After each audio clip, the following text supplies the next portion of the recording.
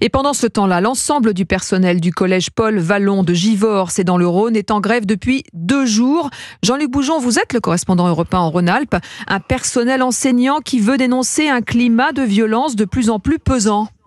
Oui, car les violences ici sont de plus en plus nombreuses et de plus en plus graves dans cet établissement de 500 élèves, notamment ces derniers jours, explique Sarah Bellia, professeure de mathématiques. 2 assistants d'éducation, voulant séparer une bagarre, se sont pris des coups violents, dont une qui a fini en arrêt de travail, donc c'est quand même grave, c'est pas une petite bagarre, c'est quelque chose de très grave. Et on a eu aussi dans la semaine des incendies. Moi j'ai, en montant en classe vendredi avec mon groupe de maths, dû arrêter un feu dans le collège avec ma bouteille d'eau, ce qui est quand même inacceptable. Il y a un stade de la violence qui a été dépassé, je trouve, cette année.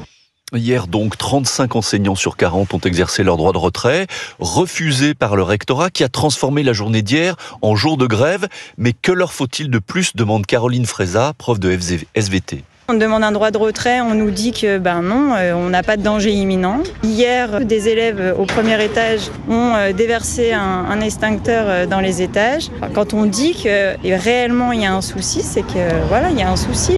Et ce climat de violence est confirmé par les élèves comme Rose qui est en 3e. Il y a une surveillante qui s'est fait frapper, pas mal de violences qui ont touché des surveillants.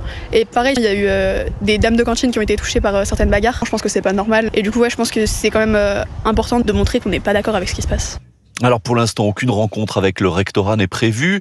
Les professeurs réclament tout de même un classement du collège en REP+, ce qui permettrait d'avoir plus de moyens, notamment plus d'assistants d'éducation au quotidien. Jean-Luc Boujon en direct de Givors pour Europe 1.